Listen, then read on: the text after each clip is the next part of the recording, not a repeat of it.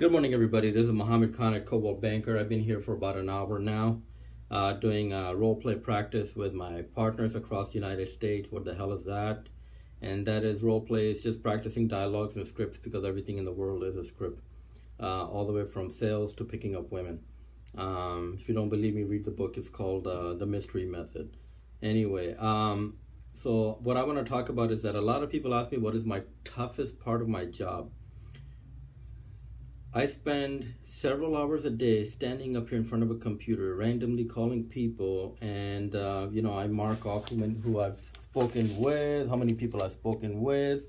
I keep a 15-minute increment to make sure I'm not wasting time. So I log in, what I've been doing for the last 15 minutes, and if it's blank, that means I haven't done my job. So then what happens is I'll get a client. He wants to list his house. I go after listings. He wants to list his house, and then he says, I need to buy a house too. When I sell this, can you help me find a house to replace this? Yeah. And I'll get their information, 800 FICO, 8 years on the job, buying $800,000 house, 50% down, $800,000 in the bank. I don't know, just a perfect client. And then I'll call a lender. The lender comes to my office time to time and says, hey, you know what? I can close the deal. Trust me, I can close the deal. I can do it. Just give me one client and I'll show you. And this is what happens. I'll say to them, this is my client. And all you have to do is pop this open and put it in the microwave. You figure out how long. I'm not going to tell you. And once it's done, we're closing escrow. And these assholes will fuck that up. Give you a good example. Selling a mobile home. And we're about a week away from closing. The lender calls me and goes, I didn't know it's a mobile home. Really? It says on the purchase contract, manufactured home purchase agreement. How the hell did you not know it's a mobile home? I missed it. What? What the fuck are you talking about? Oh, we have to start the process all over again. This is what I go through. They destroy the deal. I don't need to give you that plate to put in the microwave. Anybody can do it. Any guy with one eye, hunchback, no brain, in a coma, he can do it. He can do it. Probably better than you. When I say you, I'm talking about the lenders. What I need you to do is I'll bring you that hunchback with one pussy eye, in a coma. I want you to put him in an $800,000 house. Because that's what he wants. I gave a couple of clients to a lender. I won't give you his real name, but this asshole's name resembles Burlington. And he qualified one client for $100,000. And he qualified another one for $100,000. And the three of us are friends. I asked him what the hell is he going to buy for $100,000 in California. You can get a nice mobile home in Barstow, a little bit of a fixer-upper. If you guys don't know what Barstow is, it's an armpit of an armpit of an armpit of California. That's what it is. It's about 70 miles that way. No, 130 miles, I think, that way. Yeah, 130 miles that way. It's between Vegas and here. His lender, they said, hey, bro, Khan, we can't put our life on hold. We asked you to be our realtor, and we're not buying shit except for a mobile home in Barstow, which is a fixer-upper. We have to work with somebody else. Now, my lender says they can't do it, so I said, go ahead. You'll find out at the end. They closed escrow, one at $400,000, the other one at $300,000, and the reason I know they closed it is because they call and they say, hey, bro, what are you doing this Friday? They're probably working. Why don't you help us move? Where the hell are you moving? Just bought a house. Really? Closed? Closed. Closed. Let me do the duck lip. Closed. Lenders. I'll give you another one. Won't mention his name. They both have the same first name. Hey, bro. I got a client. He's ready to go. Would you call him and pre-qualify him? I'm on it. Okay. 2 hours later, I'm on it. 2 hours later, I'm on it. 2 hours later, I'm on it. I'll call the buyer. Hey, did this guy call? Who? The lender that I asked you to call, and he said he's on it. Never heard from him. Call him. I'm on it. Next day, I'm on it. I'm on it. And I'm like, fuck you. I'm going with another lender. And then he gets mad at me. What the hell? And what can I say?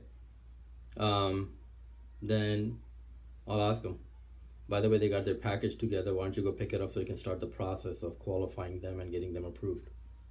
I'm on it. There's another one. Actually, a whole lot of them. They'll call the client, say, I need you to email me. Here's a list. Email you? Email you?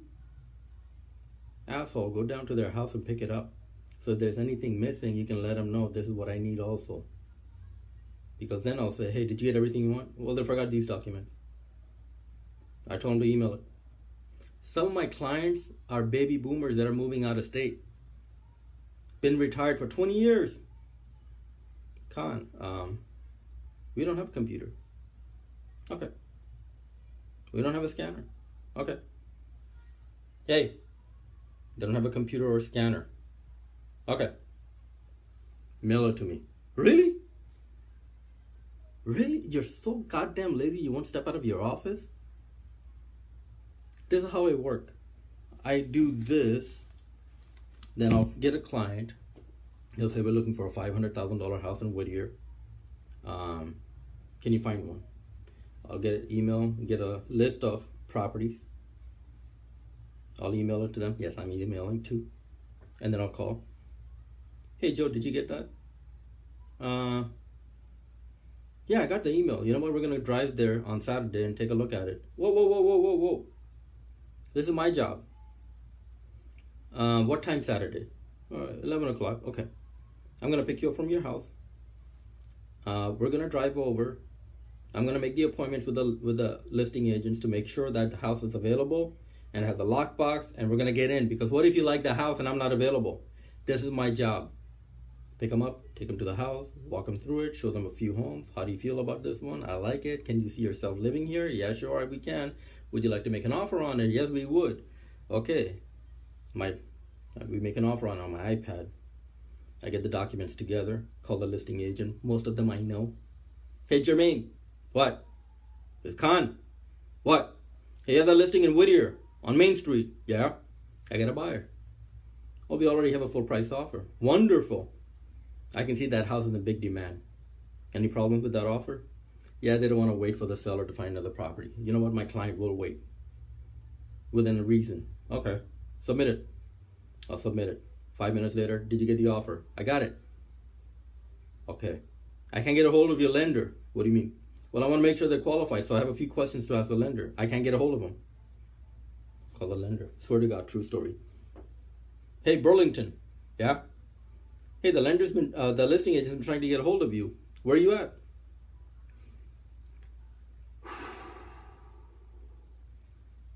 His lovely daughter, beautiful pumpkin, is at the America's Got Talent, and she's going to be singing.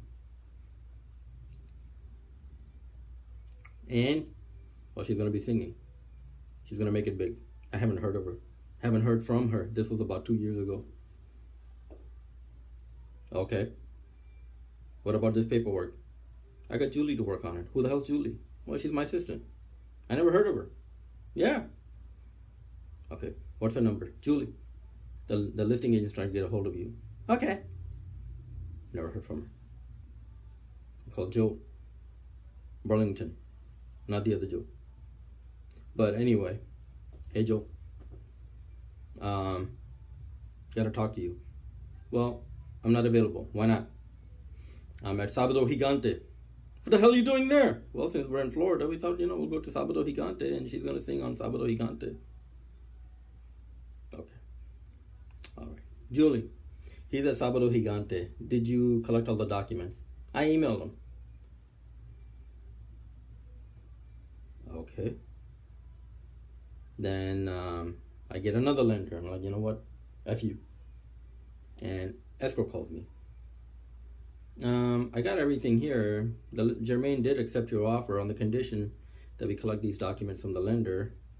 Are you sure he's not a figment of your imagination? Because, you're up there in age and maybe you just imagined this whole scenario. I think you're right. Hold on, let me check. Vieja. That's my wife. Vieja. What? How old am I? 49. Are you sure I'm not 99? No. Am I in a senior daycare? No. Yeah, looks like my house. Are these two my kids at this age, or are they old guys living somewhere else? No, right now they're home. Really? So, am I crazy? Not yet. Well, kinda. All right, that's good. I am crazy. Okay. Call the escrow. I am crazy, but I did not imagine the lender. Really? Okay. Finally, she gets a hold of the lender, blah, blah, blah, hoo-ha. And then I have to ask the seller's permission to change the lender. Because this guy, his daughter is not singing in Sabado Gigante. And I got it.